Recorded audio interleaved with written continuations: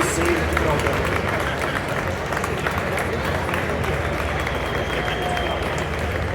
Here we are, here it is.